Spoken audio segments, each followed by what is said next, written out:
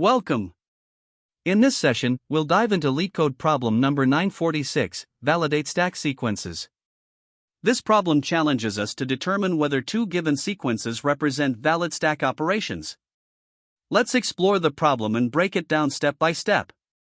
In this problem, we are given two integer arrays, pushed and popped, both of the same length n. The array pushed represents the order in which elements are pushed onto a stack, while popped represents the desired order in which elements are removed from the stack. The task is to determine whether this popped sequence could be the result of a valid sequence of stack operations performed on the pushed array. The output is a Boolean value, true if the popped sequence is valid, and false otherwise. For example, if pushed is 1, 2, 3, 4, 5, and popped is 4, 5, 3, 2, 1, we need to check if there exists a sequence of stack operations that could produce this result.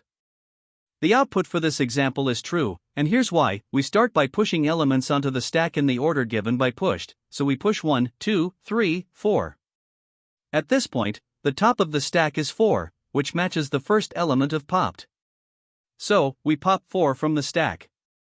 Next, we push 5 onto the stack and then pop it, as it matches the second element of popped. Finally, we pop the remaining elements 3, 2, 1 from the stack, in that order, which perfectly matches the rest of the popped sequence.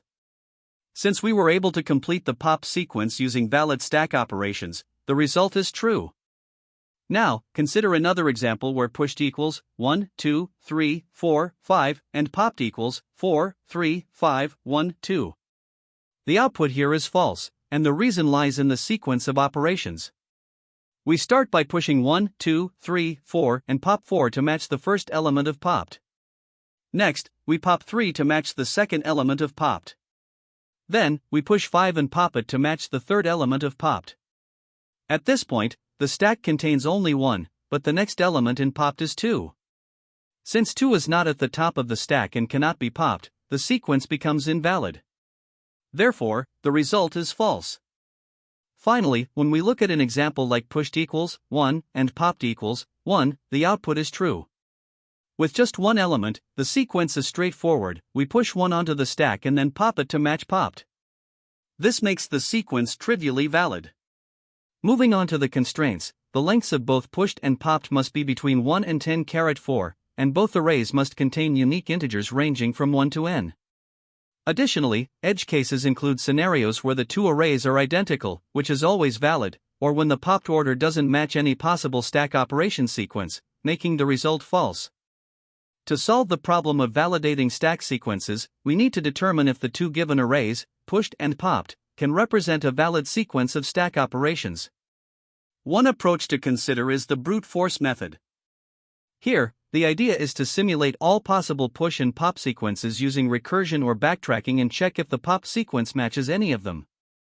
This would involve generating all possible valid stack operations and verifying the output. However, this approach is computationally expensive since the number of possible sequences grows exponentially with the size of the input, making it impractical for larger arrays. Instead, a more efficient approach is an optimized stack simulation. In this method, we use a single stack to simulate the process. As we iterate through the pushed array, we push each element onto the stack while simultaneously checking if the top of the stack matches the current element in the popped array. If it does, we pop the stack and continue to the next element in popped. This approach is more efficient and avoids the exponential growth of the brute force method. In the optimized stack simulation approach, we continue processing the arrays in this manner. If the stack becomes empty after fully processing both arrays, we can confirm that the sequences are valid, and we return true.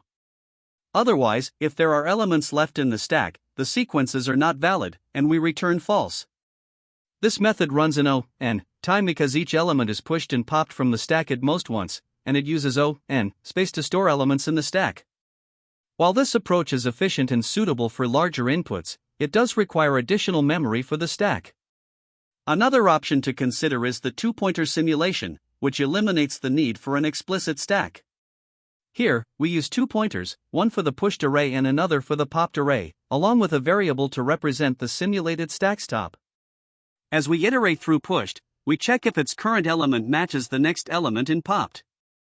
If it does, we adjust the simulated stack index to reflect a pop operation. This approach achieves the same O(n) time complexity but reduces the space complexity to O(1). However, it may be less intuitive to implement and understand compared to the stack-based simulation. After considering these approaches, we chose the optimized stack simulation for its balance of simplicity, efficiency, and clarity. This method is straightforward to implement and debug, while also being efficient with an O(n) runtime. Using an explicit stack aligns closely with how stack operations are typically performed, making the algorithm easy to understand and verify. A key insight here is recognizing that the pushed array determines the order in which elements are added to the stack, while the popped array specifies the order of removal. The critical observation is that we don't need to simulate all possible sequences. Instead, we only need to ensure that the stack operations align with the given popped order. As soon as the top of the stack matches the current popped element, we pop the stack and proceed. If this process finishes successfully, it confirms that the sequences are valid. Looking at the trade-offs among the approaches, the brute force method is computationally prohibitive for larger inputs due to its exponential time complexity, making it unsuitable for this problem. The two-pointer simulation, while more space-efficient with O(1) space complexity, sacrifices some clarity and can be harder to implement correctly. The optimized stack simulation strikes the right balance, offering O(n) time complexity and O(n) space complexity, while remaining intuitive and easy to debug. This makes it the best choice for solving this problem effectively. To summarize the final complexity analysis, the time complexity of the stack simulation approach is O(n), as we process each element in the arrays once, and the space complexity is O(n), due to the stack used for simulation. This approach provides a practical and efficient solution to the problem of validating stack sequences. This problem asks us to validate whether two given sequences, pushed and popped, represent a valid sequence of stack operations. A stack operates in a last-in, first-out manner, meaning the last element pushed onto the stack is the first one to be popped off. To solve this, we simulate the pushing and popping process using a stack. First, we initialize an empty stack and a pointer j, which will track our position in the popped sequence. Then, we iterate through each element in the pushed array, pushing it onto the stack. Each time we push, we check if the top of the stack matches the current element in popped. If it does, we pop it from the stack and move the j pointer forward. This allows us to simulate the entire sequence in a step-by-step manner. After processing all elements in the pushed array, we check whether the stack is empty. If the stack is empty, it means the sequences are valid, as all elements were pushed and popped in the correct order. Otherwise, if the stack still contains elements, it indicates an invalid sequence, and we return false. Using the stack as an auxiliary data structure allows us to mimic the exact behavior of stack operations, ensuring precise validation. By validating partial sequences immediately after every push, we avoid unnecessary computations, making the algorithm efficient. The pointer j ensures that we process the popped sequence in the correct order without rescanning it. The empty stack at the end is our final indicator that all operations were valid. To implement this algorithm, we rely on a stack as our primary data structure.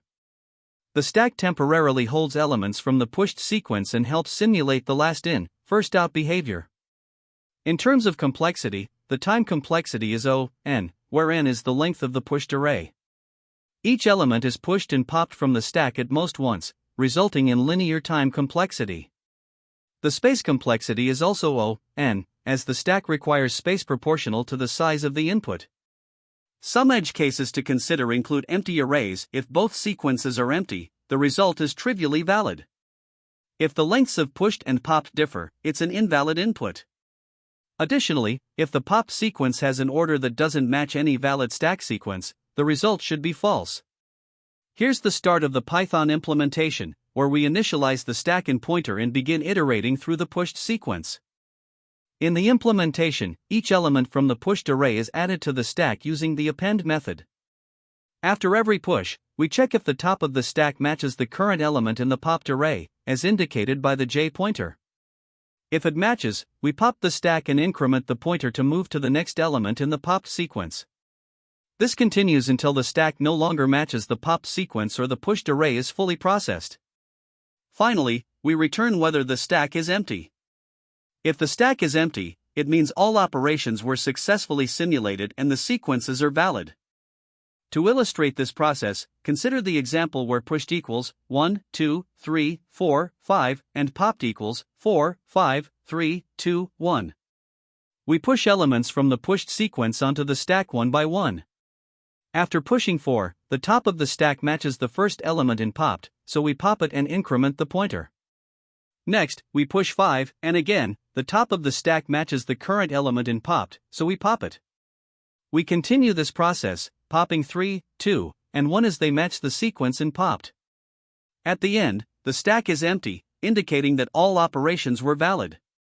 Therefore, we return true for this input. This Python implementation solves LeetCode problem number 946, validate stack sequences.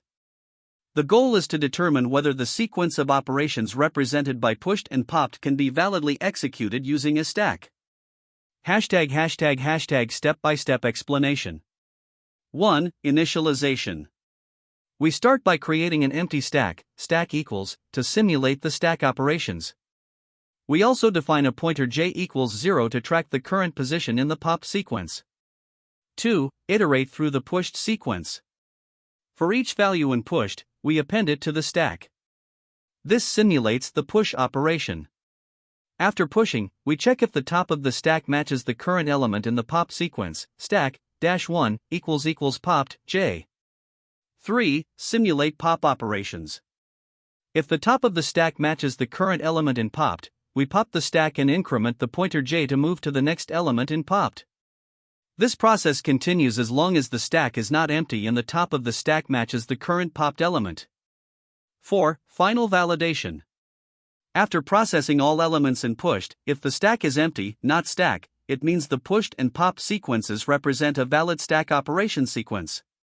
Otherwise, they do not. Complexity analysis. Time complexity. The algorithm processes each element of pushed at most twice, once for pushing and possibly once for popping. Thus, the time complexity is O(n), where n is the length of the pushed sequence. Space complexity. The space complexity is O(n) in the worst case, where all elements are pushed onto the stack before any are popped. This concise yet efficient solution ensures correctness by directly simulating the stack operations step by step and verifying the validity of the sequences. This is the Java implementation of LeetCode problem number 946, validate stack sequences. The logic mirrors the provided Python solution, using a stack to simulate the push and pop operations. Key differences include explicit type declarations, Java's stack class for stack operations, and the public class structure. The code iterates through the pushed array, simulates stack operations, and verifies the sequence against the popped array. The method returns true if the stack is empty after processing, indicating a valid sequence. To begin, let's examine example 1, which represents a basic case. We're given two arrays, pushed equals 1, 2, 3, 4, 5, and popped equals 4, 5, 3, 2, 1. The goal is to validate whether the pop sequence could result from the pushed sequence using stack operations. First, we initialize an empty stack and set j to 0, which tracks our position in the popped array. Starting with the first element of pushed, we push 1 onto the stack, making it 1. At this point, we check if the top of the stack matches the first element of popped. Since stack-1 is 1 and popped j is 4, they don't match. So, we move on to the next element in pushed. We push 2 onto the stack, updating it to 1, 2, but again, the top of the stack doesn't match popped j, which remains 4. Similarly, pushing 3 results in 1, 2, 3, but there's still no match. When we push 4, the stack becomes 1, 2, 3, 4. Now, the top of the stack matches popped j, so we pop 4 from the stack, increment j to 1, and the stack reverts to 1, 2, 3. Finally, we push 5 onto the stack, resulting in 1, 2, 3, 5. Here, the process continues with the top of the stack being 5, which matches popped j, now 5. We pop 5 from the stack, increment j to 2, and the stack becomes 1, 2, 3. Next, we check the remaining elements in the stack. The top of the stack, 3, matches popped j, so we pop 3, increment j to 3, and the stack becomes 1, 2.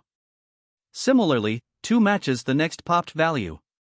We pop 2, increment j to 4, and the stack becomes 1. Finally, 1 matches the last value in popped, so we pop 1, increment j to 5, and the stack becomes empty. Since the stack is empty and j equals the length of popped, we can confirm that the sequence is valid and return true. Now, let's consider a second example where the sequence is not valid. In this case, pushed equals 1, 2, 3, 4, 5, and popped equals 4, 3, 5, 1, 2.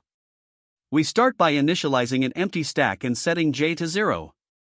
We push the first 4 elements of pushed, so the stack becomes 1, 2, 3, 4. Then, we check the top of the stack, which is 4, and find that it matches popped j. We pop 4 from the stack, increment j to 1, and the stack becomes 1, 2, 3. Similarly, 3 matches the next value in popped, so we pop 3, increment j to 2, and the stack becomes 1, 2. Next, we push 5 from pushed onto the stack, making it 1, 2, 5. The top of the stack, 5, matches popped j, so we pop 5, increment j to 3, and the stack becomes 1, 2.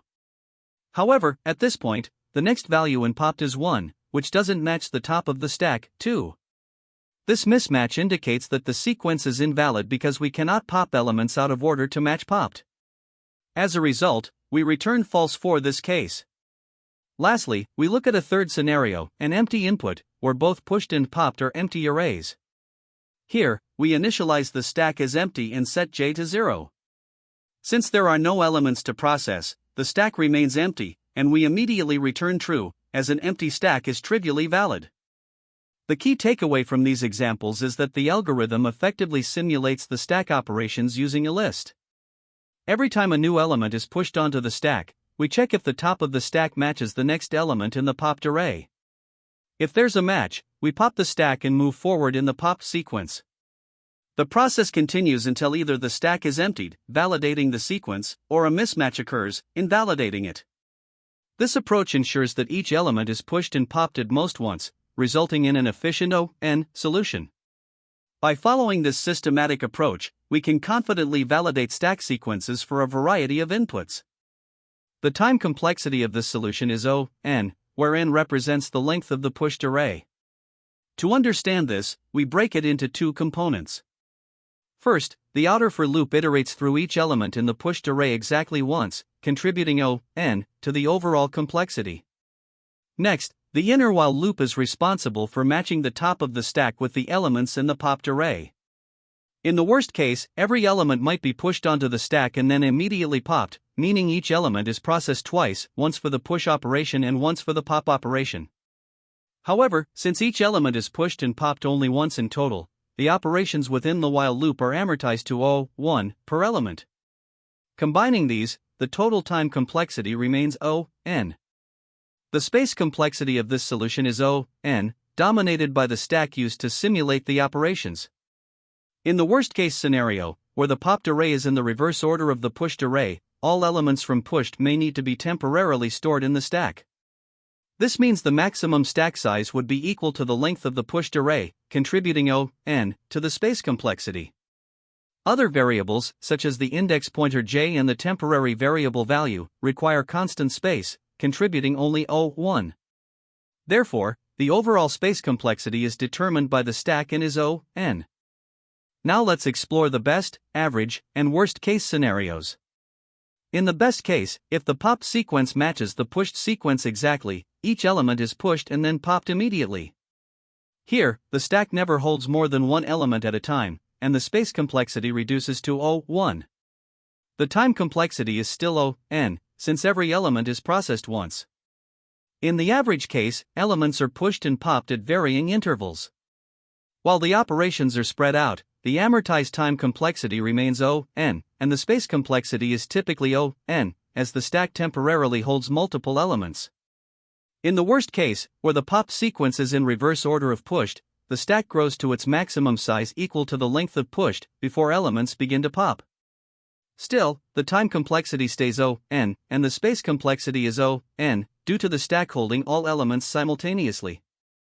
To highlight the efficiency of this solution, let's compare it to a naive approach. A naive solution might involve generating all possible stack sequences and then comparing each one to the popped sequence. Generating stack permutations for all possible sequences has a time complexity of O(n), and comparing each sequence to the popped sequence adds another O(n) per comparison. This results in an overall time complexity of O(n)(n), which is computationally infeasible for larger inputs. Instead, the given solution avoids such exhaustive computations by using a greedy, stack-based simulation. This approach ensures an amortized time complexity of O(n) and a space complexity of O(n), which is significantly more efficient. Mathematically, this efficiency is clear because each element is pushed onto the stack once and popped at most once, resulting in at most 2 n-stack operations. Since each operation takes constant time, the total time complexity is O(n). When working on problems like validate stack sequences, there are a few common mistakes that can trip you up.